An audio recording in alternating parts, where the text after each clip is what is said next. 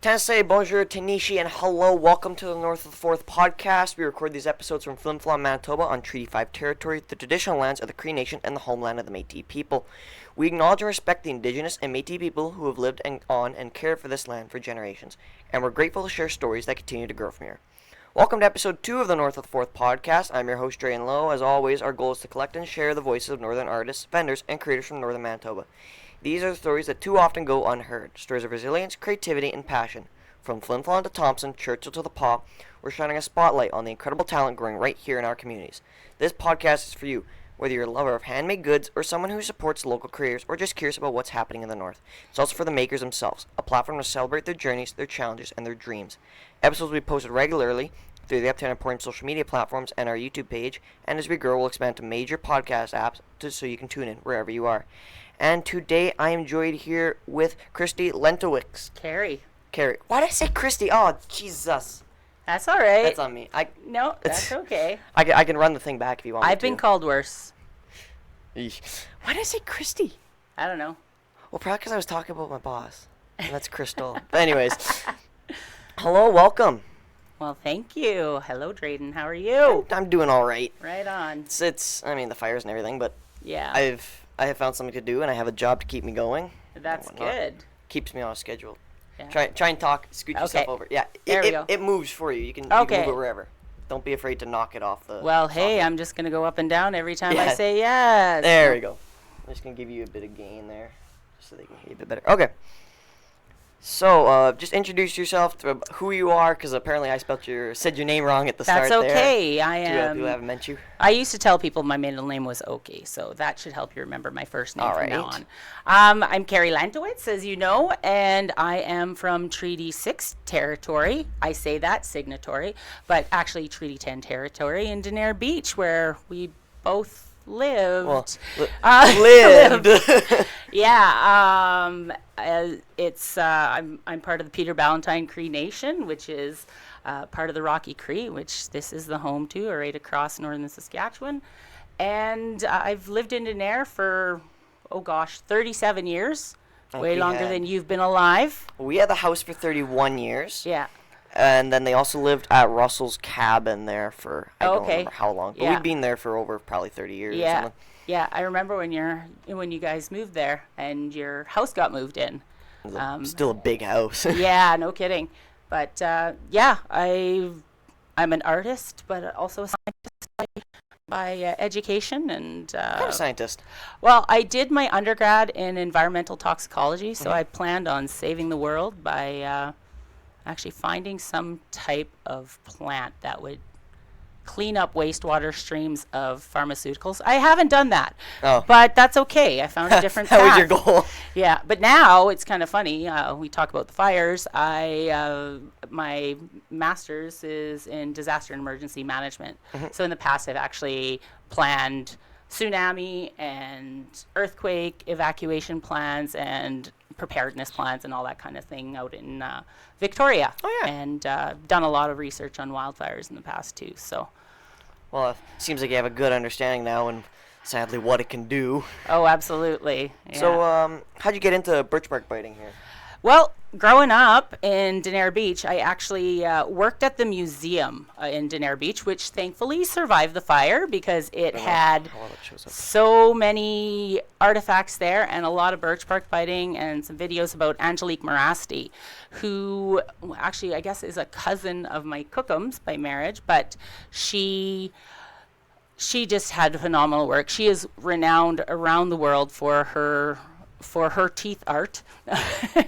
And I just became fascinated with her. One of the ladies who was on the museum committee, Norma Barr, really loved it too, and anytime she was in there we'd talk about that and a few of the other items. That one's one that had a lot of mistakes, but oh well.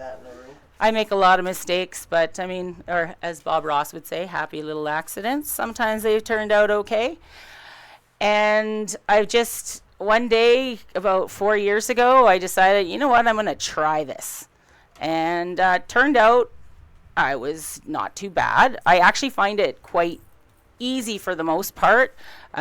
trying to do different things, though. I thought things like butterflies would be easy because they're pretty symmetrical on both sides. I thought bees would be easy.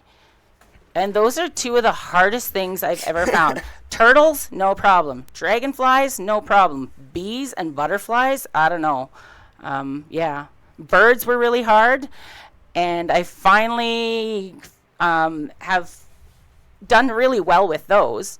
But the first birds I tried to make came out looking like rubber chickens. Oh. Literally, like rubber chickens. So I did a few other things to it, and then I gave it as a Christmas present to my aunt, whose nickname is Chicken. So she appreciated it. That's one way to do it. Yeah.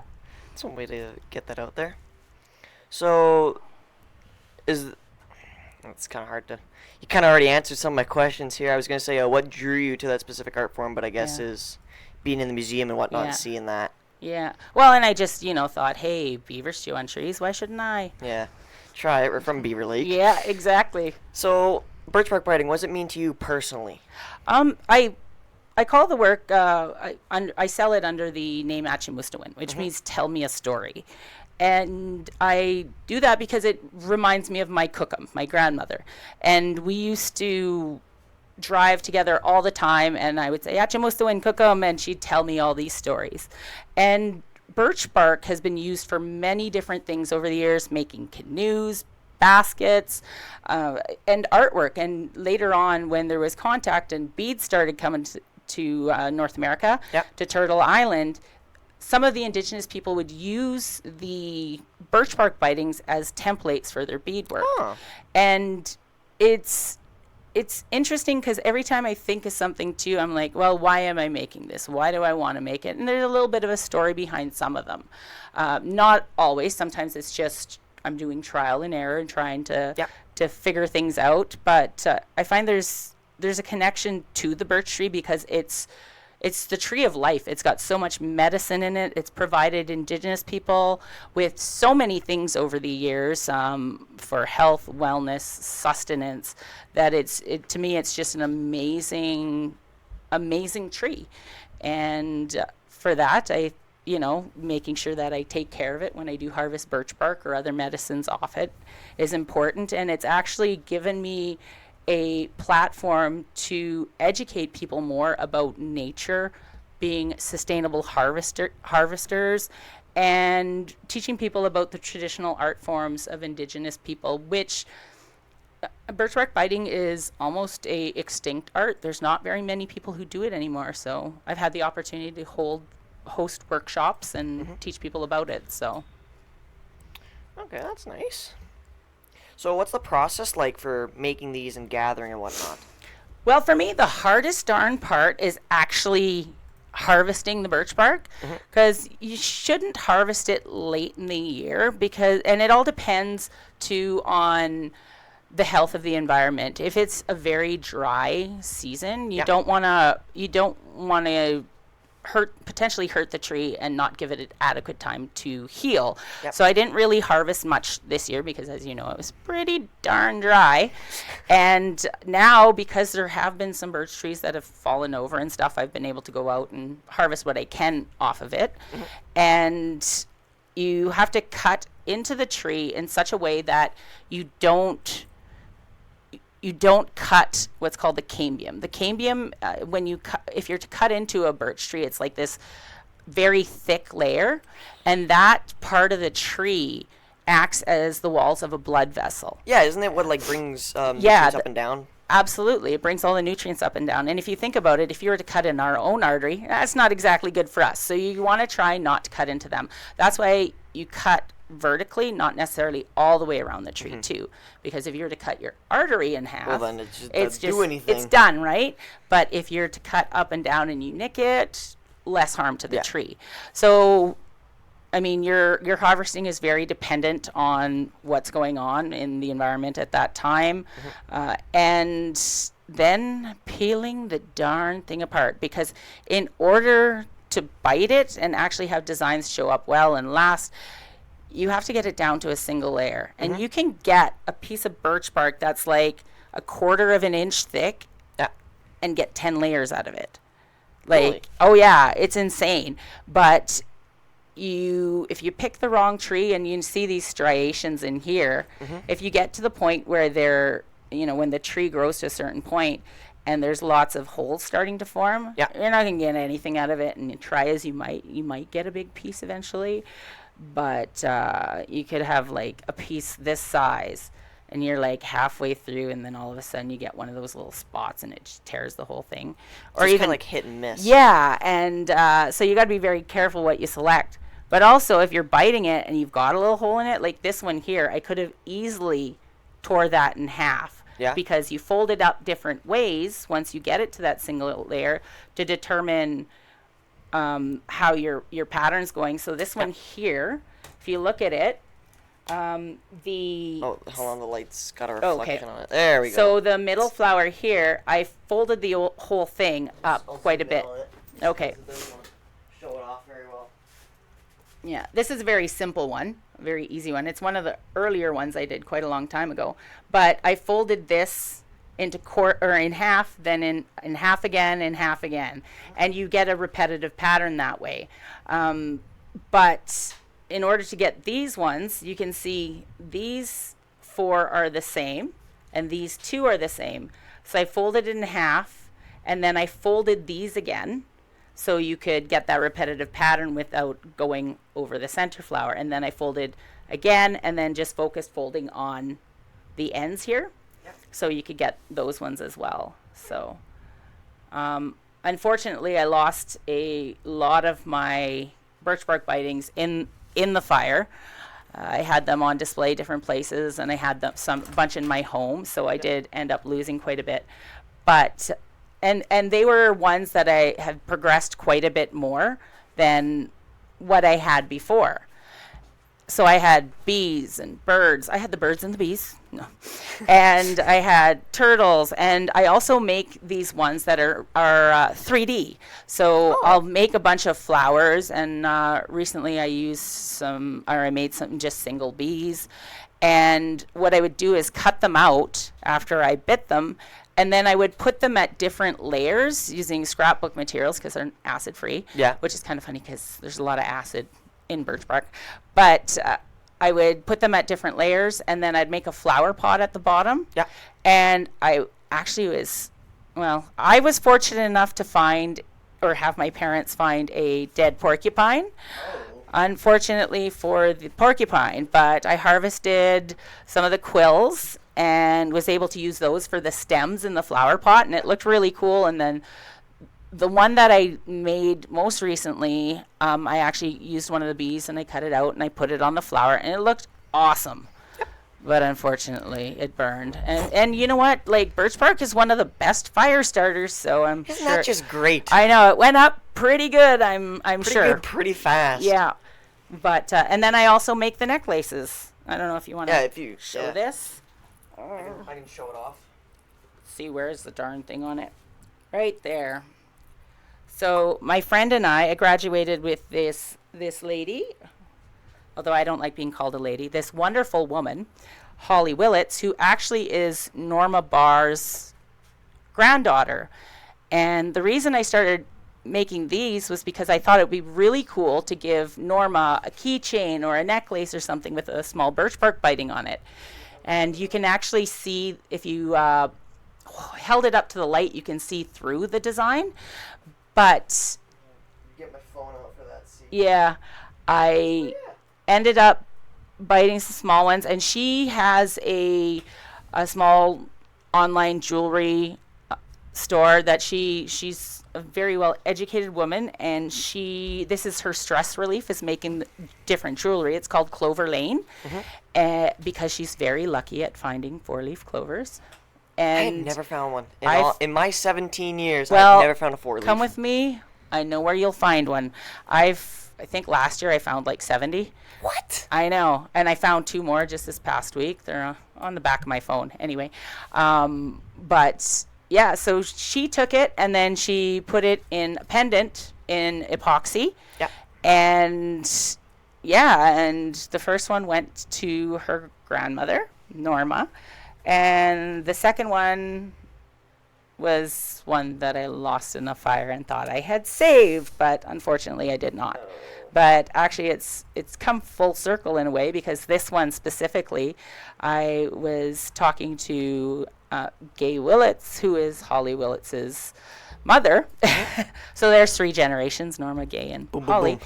And I was talking to her at the donation center in Denare, where we've had phenomenal support from all the communities. Yeah, you guys have been great with the donations. Oh, it's been fabulous. Every time I go there, there's just like the piles Right? get higher and higher. I know. We don't need any more clothing right now. No, That's we for have sure. enough.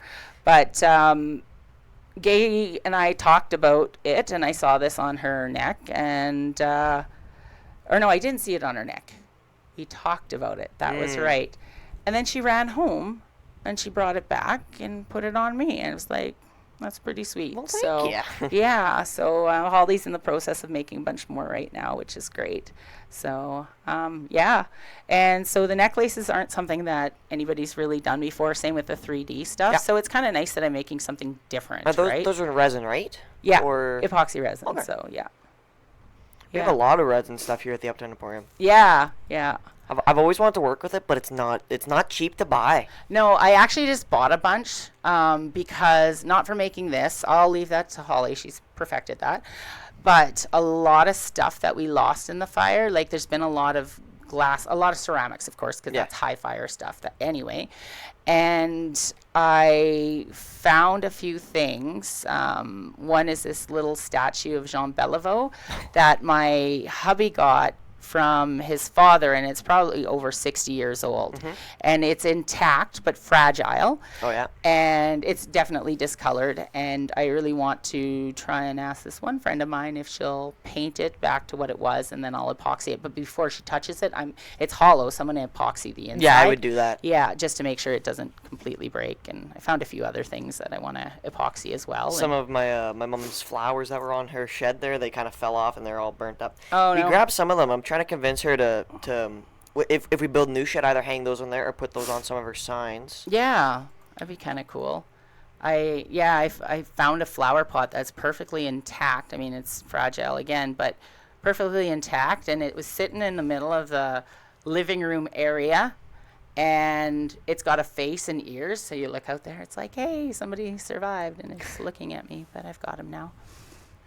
So with COVID there back in 2020, how did that affect your work and whatnot? Well, when I did workshops, I mean, everybody they get their own piece of birch bark, but I used hand sanitizer to rub birch bark? everything clean before we passed things around and stuff. But it went okay. But yeah, there was less workshops, of course, because people weren't gathering so much.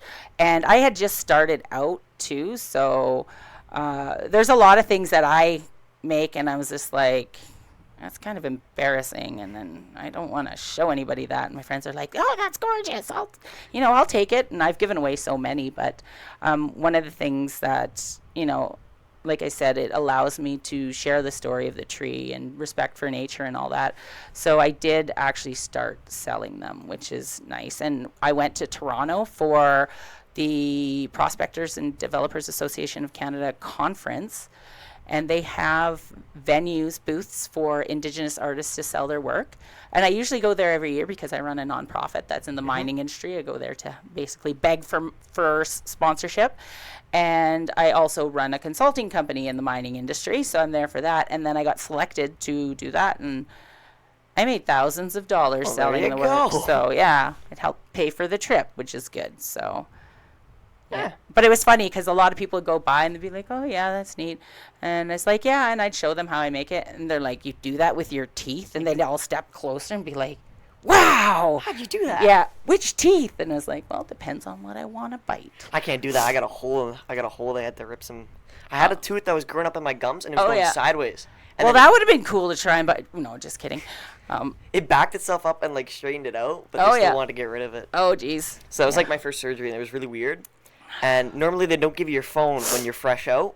Well, I had mine for my glucose monitor.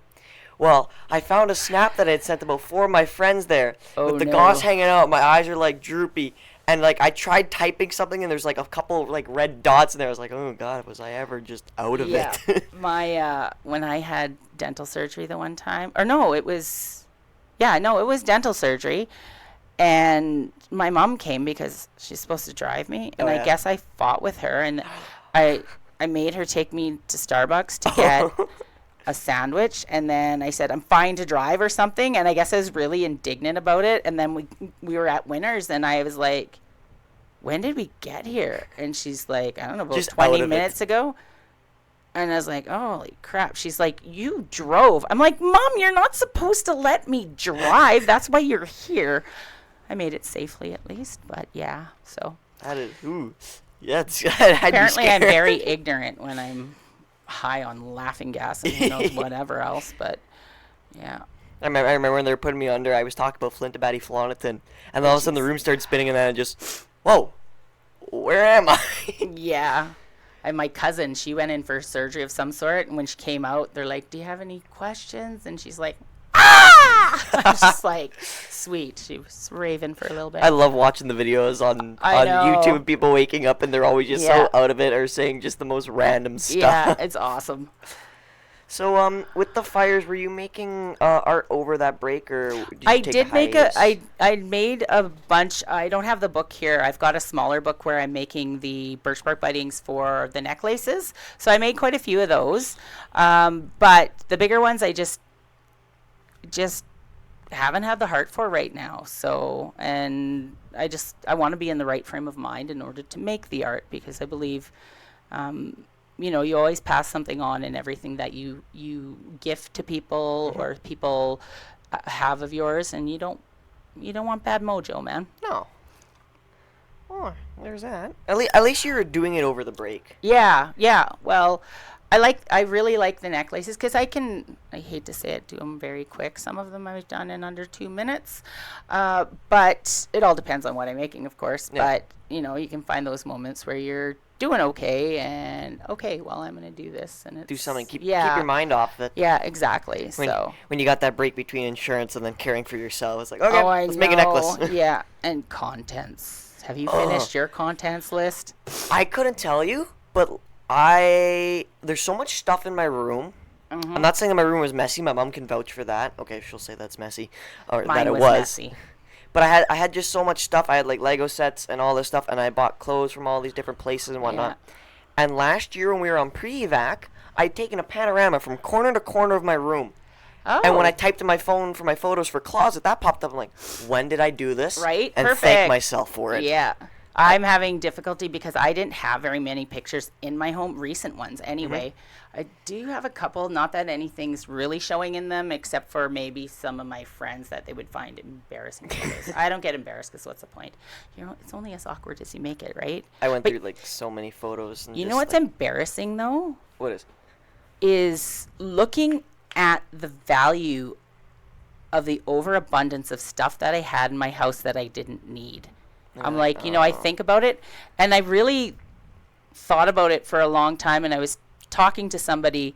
I'm very fortunate that I did have insurance, but at the same time, insurance doesn't replace those priceless things. No. And a lot of them are priceless, not only because you can't replace them, but because they can never cost you anything to begin with. They were gifted.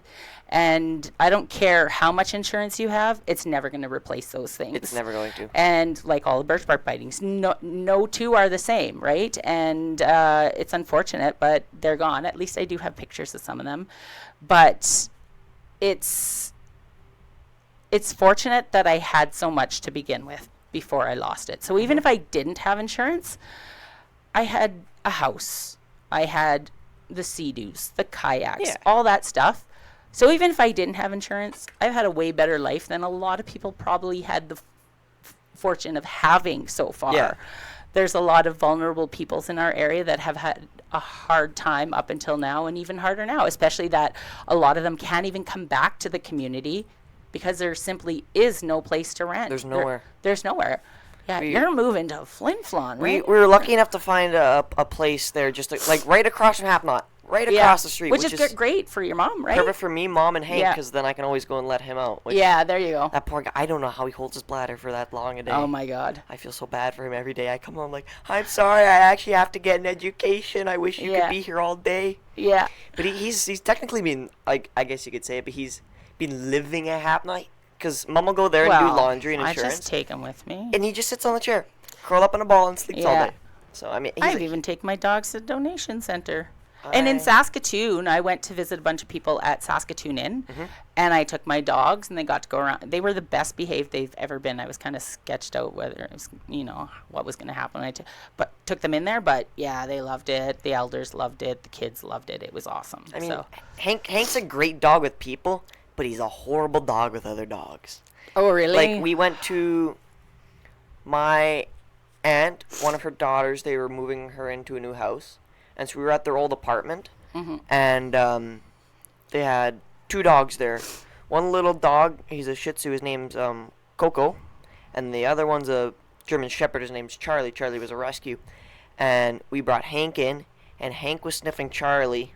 And then Charlie was sniffing Hank. And all of a sudden, something wasn't right, and Hank just freaked out, like screamed, like he screams. Yeah.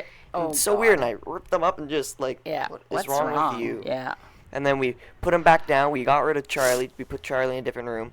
And then Coco's sitting up on the couch, all fine. And then Hank goes and jumps up on the couch and almost tries to attack Coco. So you're like, okay, Hank, you're done. We're going home. My dogs pretty much get along with most other dogs. They just are, they're both kind of scared of them. It's so weird.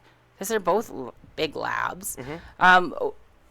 Roxy will stick up for herself, but the other ones will not, or the other one will not. But, speaking of dogs, we went to our house, and I had what I call my apothecary, because I have all these traditional medicines in it. I lost all those too. And in it, I also had my dad's dog, Charlie, cremated, and Maggie and Zoe. And we found their ashes. They weren't in the containers anymore, but it was very distinctly different. And part of 2 of the containers were definitely there. Charlie, unfortunately, was in a cardboard box and plastic bag. But you could tell. And the weird thing about that was there was still a bone where Charlie's was. That's weird. Like, yeah, okay. It looked like it was a metatarsal, so he had much bigger paws than the other 2. So I'm like, yeah, it's definitely Charlie. Well, Mom and Dad hopped down in the hole that is in our basement. They went looking for Lee and Darby. They didn't tell me which dog they found, but they couldn't find one, and they only just found part of the container for the other. Yeah. Part of the urn. Yeah, I know people whose urn survived too.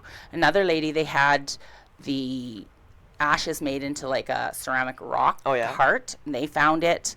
Another guy, he found his dad's ashes, and apparently his mother's ashes had just melded with that one. Well, which is something, right? Yeah, it's kind of neat. I'm pretty sure I found my friend's dad's ashes. It was where it should have been in the house, and it was round and about the size of the container and very distinctly different, but it was like this firm ball of ash that had just like kind of melded together a little bit. And I'm pretty sure that was his ashes. Sorry about that. I've got unique ringtones for my phone. Oh, that's what that is. I thought there was someone out there. I was like, where? I'll play it for you later because it's pretty funny. Well, at least like we're able to find some stuff, but in our house there's just nothing. Like even if Lee and Darby's urn survived, the house would have still fallen on top of them. Well, that's just it. The stuff that would have survived, it could have smashed in. Yeah, but I found like some Christmas ornaments. I have 138 dead soldiers. My nutcrackers are gone, but you know what? That was an obsession that could go. Yeah. And I found a piggy bank that my friend Megan gave me. She lives in Korea now. And those that I did. Yeah, and it was only full of toonies and loonies, and it's the piggy bank that you can't open until it's full and you smash it, right? So it was pretty much full. So there's probably like $700 in there. And we found a whole bunch of toonies and loonies all over the place. I had a magnet, so we're picking them up. And then we found the rest of it, and there goes some Kleenex. And then it was just the top was melted into the bottom. So my friend's coming next week from from Korea, and when she gets here, we're going to break it open and we're going to count it all. And then be like, yay, we got something out of it. Yeah, exactly. Put that towards the insurance. Yeah, exactly. I do have 3 other piggy banks that are missing, but they're pennies, dimes, and nickels, and we found the quarter ones. So I wish they could replace my ceramics, because I did a bunch of ceramics in Mexico. Like every time I went, I did something. I had like these 3 skulls. I had a big one with a mohawk, and then these 2 little ones. And those were so fun to make. Did you look in that area? I'm not allowed in the basement, and plus Mom and Dad are like, we're done. We're never looking at that place again. My friend Lisa found some ceramic skulls in her house. They survived, and they're perfectly intact. They were upstairs on a shelf. So was hers, and it was in the basement. So beg Mom and Dad again. I should go for a look. Yeah, just make sure you wear respirators, steel-toed Oh, boots, yeah. and Well, we coveralls. got the whole head-to-toe stuff. There's some people who haven't been, and man, I mean, my background is environmental toxicology. And you're just looking at them, and it's just like giving you the itches. Exactly. It's like, please but put remember, something on. I know how to kill you and not get caught. Exactly. I would never do that. That you know of. But whoa. Yeah. No, I'm too kind.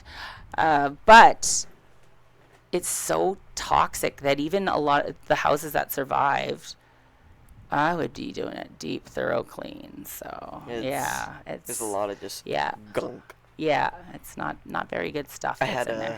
So we had our respirators on, steel toes, gloves, and my dad had this '89 Fox Body Mustang and all this stuff. Yeah, that's right. And he had a fiberglass hood on it. And so I'm standing at the front of the car with my gloves, and I'm just pulling this fiberglass chunks off of the air intake, and I'm just looking at this car crying. I'm like, why this car? That's sad. I know a few classic cars that people had that are gone. I even told him to, like, because he was going to stay behind, and then the fire truck came, and then Denare was evacuated, because just Mom and I were going to leave with Hank. And I was like, you're going to bring the Mustang, right? Like, I'll drive one car, Mom will drive hers, and you can take the Mustang. He's like, no, I'll leave it. It'll be fine here. Oh, we no. We took the keys for everything, and even if we had left the keys, I don't think they would have been able to get the car out in time. I have 3 vehicles. So my hubby had the one because he was in Snow Lake. I had the truck, and then I have this 2004 Volkswagen Jetta, which I absolutely love. Jettas are so fun. It's great, but I'm like, I can't drive too. So when I was leaving, I went to the Alpine to say goodbye, and I was like, okay, if anybody needs a vehicle, my Jetta is in the driveway, keys are on the front seat. Take it, just let me know where you are eventually. Tell whoever. I don't care who it is, if it helps them. And then Zane from the Alpine, he's like, we need it, because his parents were there, and they had a 5-seater vehicle, and there was 8 of them. So they took it, they saved it, so happy, and now their house and their store burned, so they're just down the street from me, so we're kind of neighbors now, and my car is still with them. It sucks. They're brand new.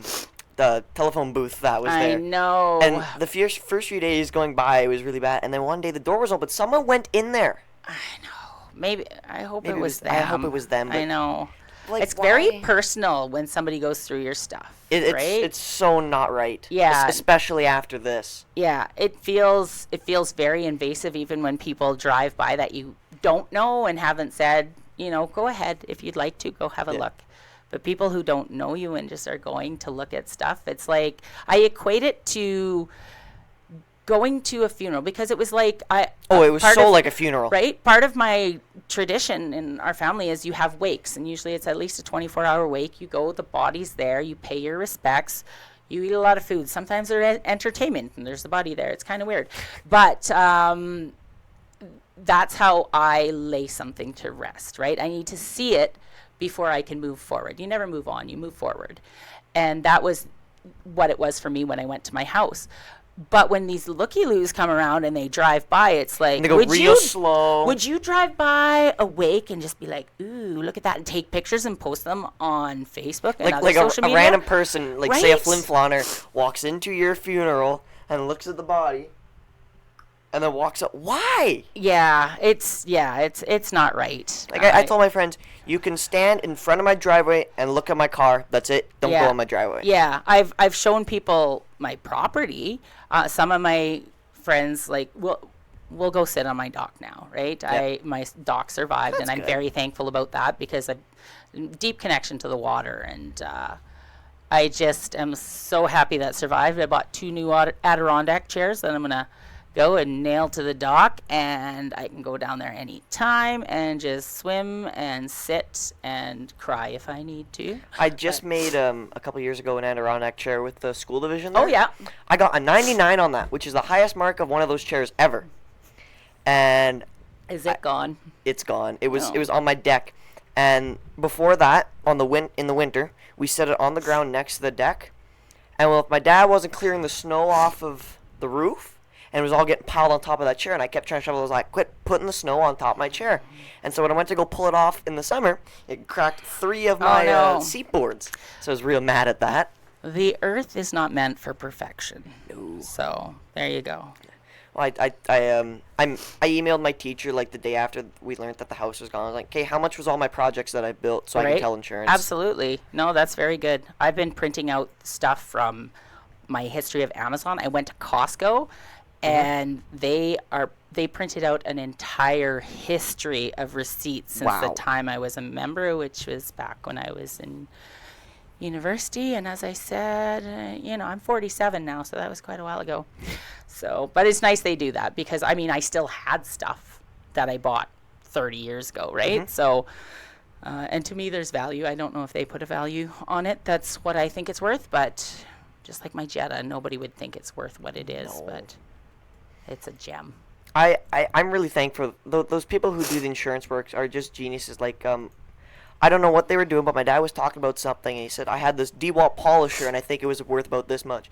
And at the same time, this woman, she's doing the typing, she's like, it was worth way more than that. He was like, oh, okay. Yeah. But it's so cool how they can do it, how they can just look something up and boom, price. And actually, I think if you go into ChatGPT, it'll actually start calculating stuff for you, too. It'll do that, too. I was doing some of that. Yeah, but not for my sled. My sweet Polaris Switchback Assault 800. We lost one of the 3 sleds, and it was behind the garage. Yeah. And we managed to get plates and insurance on everything right before the fire, like about a week before, except for one trailer. And that one trailer had the sleds in it. Oh. And that trailer survived. Right on. And the contents, the only thing is our lights bubbled. Yeah. And the license plate fell off. It just melted it. A couple of the panels delaminated, but we'll probably just like re-glue them and whatnot. I had a package policy on my sled, so I'm glad, but they don't want to give me much for it. And I was like, hey, so I'm going through Marketplace and all that kind of stuff, finding ads so that I can justify what I think it's worth. With Dad's car there, he had to go and do all that to try and find how much it was worth. And he always knew the exact kilometers on that car. He knew that number by heart in case I ever took that car, and he could look at it and he was like, that little shit. Yeah. Just like Ferris Bueller's Day Off. Oh, yeah. Yeah. But he knew that mileage. He always knew it. And he could tell you it right now how much it had when it was parked. Yeah. But insurance wouldn't take his word for it. No way. So he could have got more money for the car if they had proof. And they won't take a statement from someone? Oh, that's... Because his mileage was so low that he needs picture proof. Like my car and the truck, we could just tell them like a ballpark of how much it was, and they'll take our word for it just because they're used a lot. But since his car, he had it since brand new, and the miles are so low and whatnot on it, they wouldn't take his word for it. That's a good point. I might actually have a picture of my odometers on my sleds, because I had pictures of of my odometer, my quad's odometer, or Dad's quad. I don't know. I use that quad a lot. It'll be yours eventually. Oh, it's gone now. Oh, I guess. And I had a bunch of pictures of the inside of the Mustang, but not one of them had a clear picture of the odometer, which sucked. I'm pretty sure I took a picture at some point where I was maybe speeding a little bit much this winter, and just crop it out. Yeah, right? Crop that part out. Why not? I recommend to anyone, every 6 months, take a picture of your odometer and some valuables inside your house. And every year, take a video of your house, because you never know if it's going to and honestly, really reevaluate what you think is very meaningful to you. Because, like I said, all the things that I learned I valued was more than the pictures and stuff that I saved. It was the things that cost absolutely nothing. Cards from my cookum. A wool blanket that I made from scratch, so much so that it was raw wool, and I was picking shit and hay out of it. Like, it took me over a week to make the wool blanket, but I don't have it anymore. And I made it Give you some pink with eye a if you wonderful want woman, one of my really good friends' moms, who's no longer here. My Tweety Bird spoon that was like 45 years old. My Garfield that's 43 years old. Some jewelry that I was gifted and just don't have anymore. But like I said, at least I was fortunate enough to have those things and enjoy them for Yeah. a short time. But that doesn't mean I can't have my own pity party and grieve, because every change is loss. Every loss brings on grief, and there is no timeline or cycle or anything or rhyme or reason to it. So, right? So. Shitty times, but at least we had. Yeah. At least we still have the memories of everything. Absolutely. And by the time I don't have the memories, it won't matter anyway, because I Yeah. won't remember it happened to begin with. So, Right? you have some of your artwork here at the Uptown Emporium. Yep. So what's it like having your work here at the Uptown Emporium? Been very good. It's been nice to actually, share it with people and have people buy it to enjoy it at home too as well. So, it's nice, and it's also nice to be featured in the Uptown Emporium with so many amazing artists in the area, right? It's the value down there. I mean, if this place was to burn, you could not replace any of that stuff. No, because it's all handmade. Yeah, it's all handmade. Nothing is ever the same. It doesn't come off a factory. No, and you put a lot of your heart and your soul into this stuff, and it is hard to let it go. But I don't have enough wall space. Well, I've got no wall space right now for any of this stuff. But had I not had some of this stuff through the Uptown Emporium, I would have none of my artwork out there. Really? So, yeah. Well, at least you're. But that's kind of like the good thing about it. It's almost like almost a museum, kind of a time capsule stuff. Like, Yep. For artists who have had artwork and they can come in, they can see their stuff. Yeah. Like, Yeah. now I remember making that one and whatnot. Exactly. Yeah. So, has being a part of the artist community changed anything for you? Not really. I'm kind of a recluse at home, and I really enjoy that. But it's been nice to actually just, the thing that's changed is my ability to share a bit more about my culture, my ancestry, our traditions, and bring a newfound respect for it. And there's a lot of Indigenous people who lost their culture that don't know what birch bark biting is. I mean, it's not common to all First Nations, but the Rocky Cree, it's common. Yep. And there's still people in Rocky Cree because they, the residential school system, the whole process and system of colonialism has erased a lot of that. So it's nice to be able to share that and help people learn more about their ancestry as well. So, yeah. So, let's see. Do you think the northern artists here, do they get the attention that they deserve? Absolutely not. I mean, they do really well. They do get a lot of attention. But man, there is so much value in what they do. I wish, I hope someday they all become like Angelique, world renowned, because there is so much beauty in what they do. There's an amazing artist space here that you wouldn't think from such a small community, and there's never enough acknowledgement there. So, No. Yeah. Well, if you're ever coming through the Flin Flon area, stop in the Uptown Emporium. We have great artwork that will look great on any of your walls, in your garage, in your shed, if you had a shed like my mom did. And some in your fridge, because there's some homemade art. Oh. Jams and jellies. So, yeah. No, it's We kind also of have soaps and stuff as well. Yeah, here too. exactly. I'm thinking of buying one. Make sure it doesn't have peanuts in it, eh?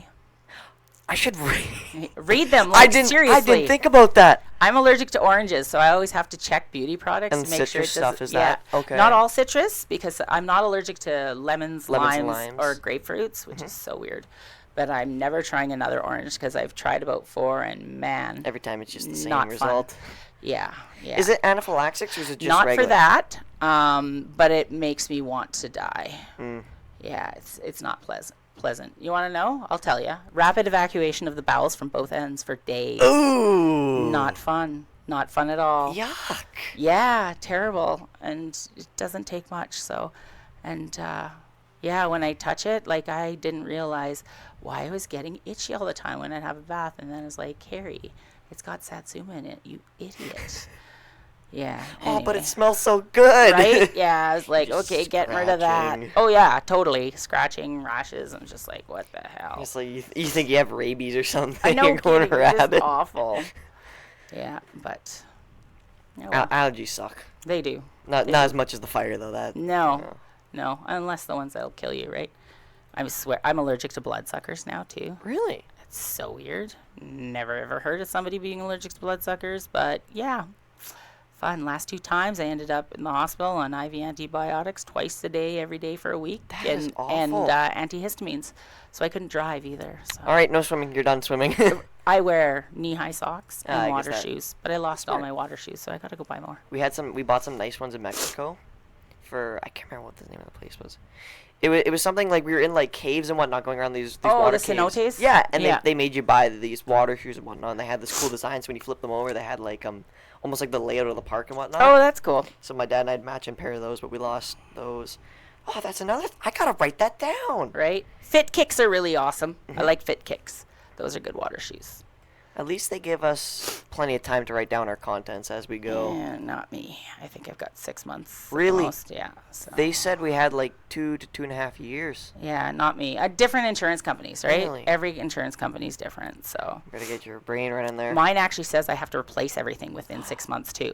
That's not happening because I'm pretty sure they're extending it because they would have to pay for the storage as well. Yeah. So who wants to do that? So No. And plus, I won't have I won't have a house for It's at gonna take least a longer year. than 6 months to get a house. Yeah, They so- said next July we should have a house. Yeah, Uh, us too. So yeah. I'm not so certain about the garages and whatnot though, because we have Yeah. to redo our concrete pad. Yeah. Because my dad was thinking, well, I'll just scrape everything off, give it a good wash. But Yeah, no, it's probably fractured. our uncle that we were staying at, he was a fireman for practically his whole life there, Yeah. and no. he was said at those temperatures that It'll be concrete's spalling toast. like crazy. You don't want to use it. Not at awful. all. So we're gonna redo it anyways and make it bigger and whatnot as well. Nice. So that's the only good thing about it is you can expand. Yeah. You can change stuff up that you didn't like when you first Yeah. did it. Because when you build a house, Exactly. it's permanent. Yeah. But now that we can do it again, we're like, okay, let's move it more this Yeah. way. Exactly. Let's That's change what we're doing this. too. It's all the things that we irked us about our house because we built ours 16 years ago. It was Mm-hmm. ready to move home, and yeah, there's a bunch of things we're like, why did we do this? So Did you now go we're with the doing same it. builders? No, totally different ones. The ones Oh. that we built with the first time, they no longer exist. It was a family company, and they Oh, okay. don't have it anymore. But we're going with one just outside of Saskatoon. We so. went with Jane H. Holmes, which is the Oh, same, okay, yep. same people that we had the 31 years ago there. Oh, okay, yeah. We walked in there, and I've never been inside that building. And when I went in there, because Mom and Dad left me in the car to burn up with the dog. Oh, So Jesus. I went inside to use the bathroom before we left, and I walk around there and like, oh, this is all cool. And I'm using their bathroom, and they had this really good toilet. And then when I walked, I was like, Mom, that toilet in my bathroom, You need please. it. Yeah. I like that toilet. Yeah, I've been going around every time I go into somebody's house. If I see something, I'm taking pictures. I'm like, I hope you don't mind. I'm gonna put that in my house. Yeah, I'm gonna copy you. Do you have any goals or dreams that you're working towards right now with your art, or any other No, goals? just to keep doing it and just to share it with as many people as I can. Mm-hmm. So that's about it. Yep. And you still have the goal of getting everything back and the rebuilding. Yep. Yeah, as much as possible. Yeah, and honestly, I've really been missing the art because I've been spending so much time on insurance things and trying to help other people out, and maybe just helping people out by avoiding my stuff. Yeah. To help avoid my stuff, but yeah, it's been too busy to really focus on that, and got to be in the right frame of mind too. Yeah. But Everyone's just so busy with this because it takes you time. don't realize how much time it does take. And emotional toll. Yes, that as Yeah. well. Because Yeah. that slows you down as well. If you didn't care, you could fly through it. But Yeah. since everything has like a memory to it and a Yeah, story, exactly. it's you gotta. Yeah, well, you go through the Slow motions, down. right? And Yeah. You grieve everything that you remember that you had and didn't have, but it meant something to you. Yeah. Even if you don't remember it right off the bat, when you do, it's tough. Yeah. Yeah. So where can people find your work and support both you and your rebuilding and your work? Well, they can find it here at the Uptown Emporium. On Main Street. Yeah, they can find it on Instagram and Facebook at Achi Mustawin, which is it's tagged yeah, under you. If you point down here, it should be there. ACIMOSTAWIN, and you can. Where else can you find it? Not anywhere else right now, actually. No, you can find it on this podcast. Yeah, We showed well, that unless off. you want to see the ashes. No. Oh. But yeah, that's about it right now. But and as for the rebuilding in our community, there's a lot of donation centers. I mean, even just donating to the village of Denare Beach, there's a lot that they're having to do and having to take on because we haven't had a lot of help. I feel bad for the people working in the town there. Oh yeah, I know, and we need it to survive, and I'm thankful that a lot of houses did make it, or a lot of them were cabins, but still, thankfully, because I don't know if we would have made it without them. Yeah, if everything was gone, I don't know what Denare would have done. If we would Yeah. have rebuilt, the Rita would have just never gone there again. Yeah. And without people, you can't maintain the infrastructure. No. So we need the people so I can at least still live there. No, so we can all get back because we are a community. We're all family. We all know each other. And yeah, some of us, we have that little rivalry. There's always the black sheep. But hey, it wouldn't be the same without them. No, it wouldn't be the same if everyone just moved away. Yeah. It would never. Denare's never going to be the same No. as it once was. But the community's still going to be there. Well, and that's just it. The people make it home. Yeah. And that's the thing. You really have to think, though, too. It's the next day, it'll never be the same as it was. Whatever. Even before the fire, right? Every day was something different. Every day makes it different. So, but we'll grow, we'll rebuild, and we're resilient, and we'll be stronger. So, Yeah. Is there anything else you want to say to the folks listening, especially other northern artists and people here? not really, just great work. Keep doing it. And thank you, Drayden, for the opportunity to share a little bit more. And congratulations on working kind of your little dream job right now. This is kind of a dream job. Yeah, it's awesome. It's nice to see you do something you like. It makes it less of a job. Yeah. It makes it more of a dream. People say, like, don't turn your hobby into a job because you lose the fun of it. Yes. This is my hobby. Music gear is my sound gear is my hobby. And I'm having a great time doing this. Yeah, you probably don't want to tell them, but you probably do it for free. But don't tell them that. Right? I would. But it's a lot of fun doing this. Yeah, no kidding. So thank you for joining us today and sharing your story from your birch bark biting to your resilience with the fire and whatnot and everything in between. You can find your work here in the Uptown Emporium. And we'll be posting links and highlights on our social channels.